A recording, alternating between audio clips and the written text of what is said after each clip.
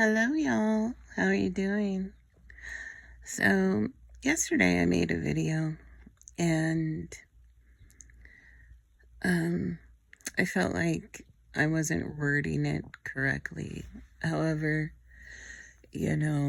like Jeremiah said, it's like a fire in my bones. So I got to get it out. So, God's math and God's way of doing things is not like the world. So many people are striving. Oh, they're striving for this and they're striving for that. Meanwhile, they're missing out on the most important things in life. God said that He came to give us life and give it to us abundantly. However, He did not say that He came to give you no rest and no peace. Real followers of Christ, we are enigmas to the system of the world, to the people that belong to the world. We confuse them. They don't understand how we can sit at a table that has been prepared for us, and we allow God to fight the battle. They don't understand how we can walk through the valley of the shadow of death and not have stench on us. They don't understand how we can be calm when we are thrown into the furnaces of this world. They don't understand why we do not want the beautiful trinkets of this world. But we that have relationship with Christ, we know the most important thing is being with Him. We know that we cannot hold on to anything that is in this world. And God says, if you want to get your life, you have to give up your life. So many people make a plan and then they try to come to God and they try to get God to sign off on their plan. However, God said, that is not the plan that I have for you. I have had a plan for you since before you were in your mother's womb. And God's way of doing things doesn't always look like the world. No. God will tell people, do not look with your eyes, because I look at the heart. When God was going to appoint David as king, David was in the field with the sheep. Everybody else that was in the house, oh, they looked the part of a king. However, David was in the field, giving praises to God, spending time with God, strengthening his relationship with God. And God said, I choose him.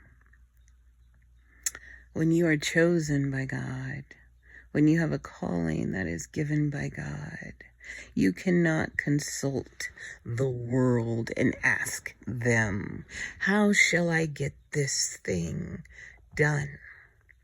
Because the world will have you running around like a chicken with your head cut off.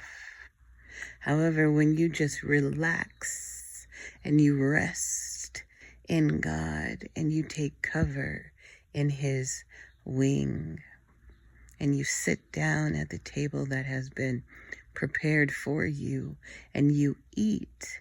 Oh, you're aware that there is a war going on. However, your job is to eat, because the enemies that are coming against you have never been your enemies.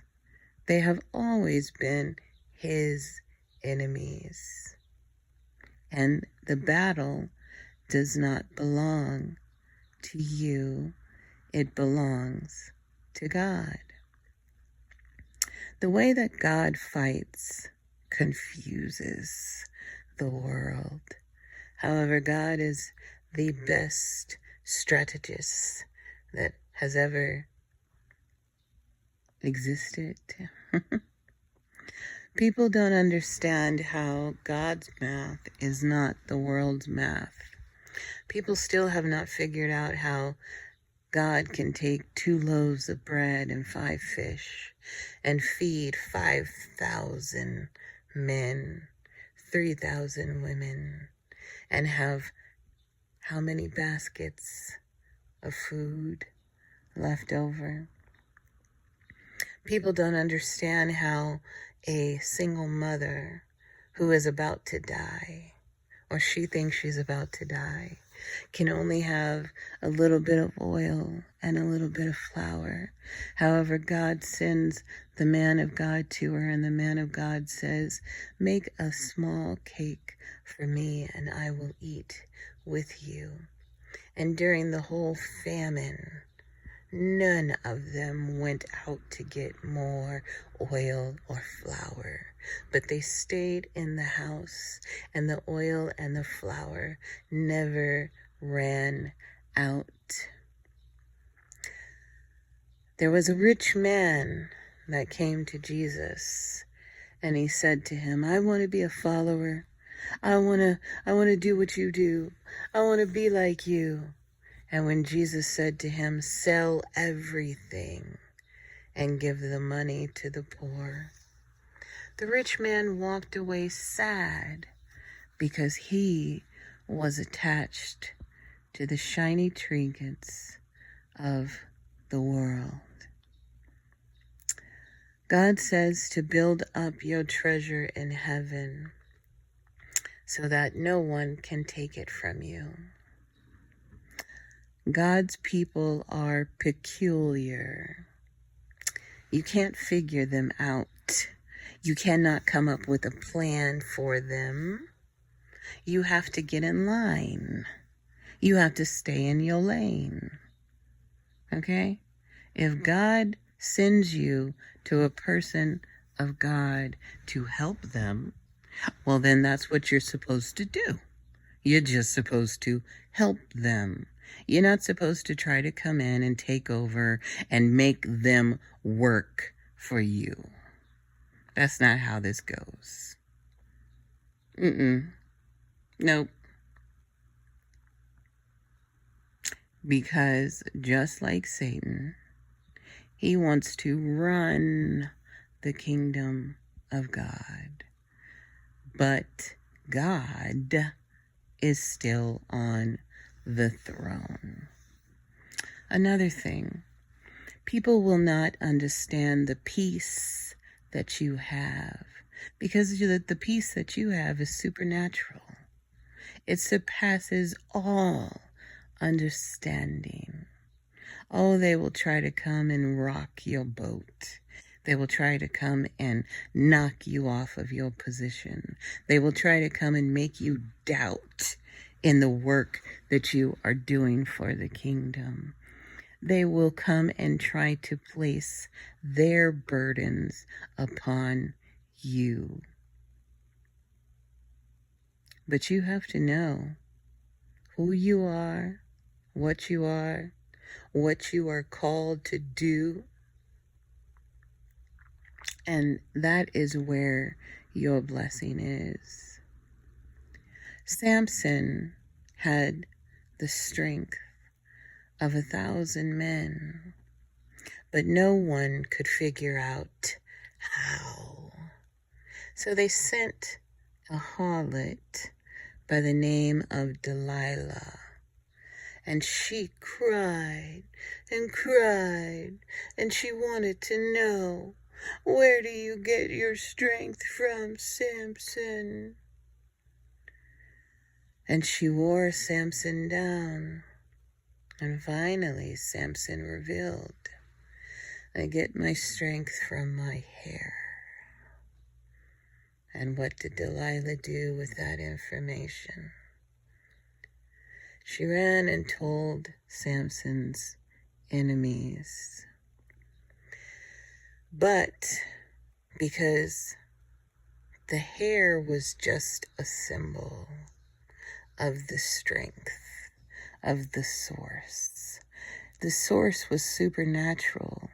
The source was given by God. So even though they cut off Samson's hair, in Samson's last act, he prayed for the strength to pull down the temple of Baal.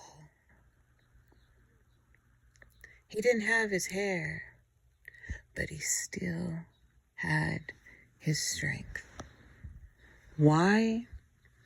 Because God gave it to him.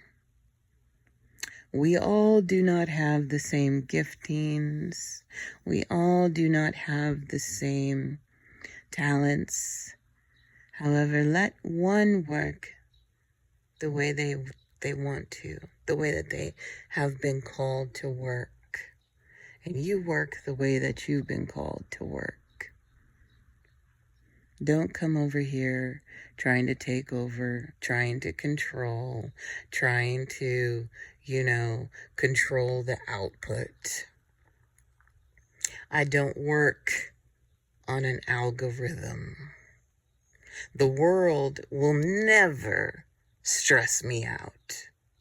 I do not look for the approval of man or man-made systems. I am on a mission given by God, and it will confuse those that are of the world. It will confuse those who don't have a mission of their own. It will confuse the self-professed wise. I am not impressed with the things of this world. Do I understand how this world operates? Yes. Do I want to play the game of this world? No. Not interested. I don't care. And if that makes you judge me, I don't care. Go right ahead and judge me, because at the end of the day, I don't need your approval. I don't need you to sign off on anything that I am doing. I don't need your applause. I don't need your acceptance. I don't need your invitations. God and me, we have this. And like I said, if you want to help, then help. But what you're not going to do is be a hindrance to the free-flowing spirit of God. You cannot control God. You cannot market God. That is why Jesus got mad at the money changers. They were trying to make a profit off of God. They were trying to flip God as if you can, get rich quick off of God. How dare you? How dare you?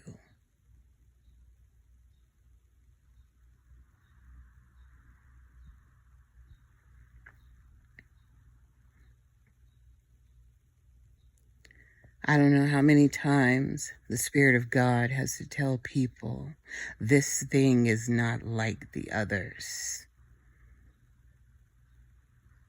It's not like the others. And God is not going to allow you to taint it. He doesn't care about likes. He doesn't care about followers. Satan tempted David to do a census and to count. And God got upset with David for doing that. Sometimes it is our job to just do the work and not worry about the outcome. So many people are worried about the wrong things. And as my father used to say, you are going to bust hell wide open. Wide open. If being a follower of Christ was easy, everybody would do it. Everyone would do it. And the problem with certain believers is that they are enticed by the world. They want to be accepted by the world. They want to hear the applauses from the world. And as it is written, that is their reward. Some of us want a greater resurrection, but many of y'all don't even know anything about it. You just want the glory, but you don't want to do the work. I'd rather be praised by God than by you. And that confuses many of y'all. Many of y'all are like, well, trying to count my money. That's none of your business. It's none of your business how Daddy blesses me. Just know, over here we ain't missing nothing. But it is none of your business, the how and the why.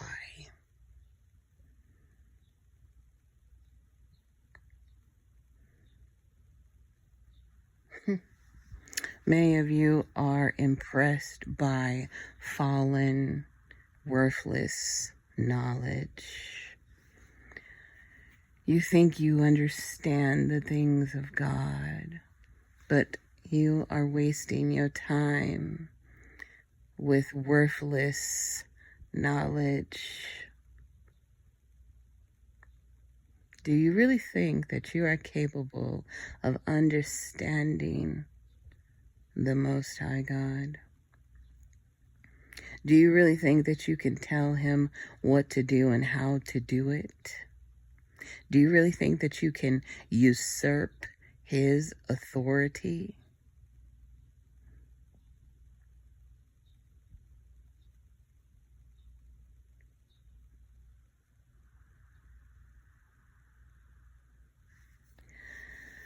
It is written, those who are faithful over a little, God will put over much. However, those of you that think you can handle the much, you can't even pay the price of admission. You can't even pay the price of admission because you don't want to be hated. You don't want to be ostracized. You don't want to go through no suffering. You want everybody to think that you're the man and to bow down before you. You want everybody to come to you like you're God and ask you to fill their cup. Last time I checked, you're not God.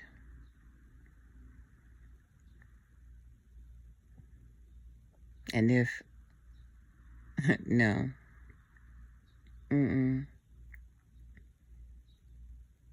nope. Those of you that want to support and help, then do it. Just do it.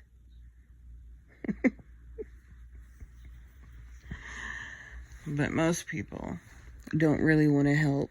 They just want to profit. They want to see how you can help them. They want to see how, what do I get out of it? Some of y'all hearts are so dark. There's no light in them.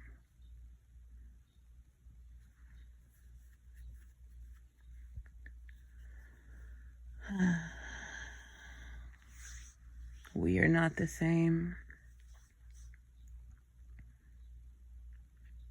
And I am not saying that to say that I am better than.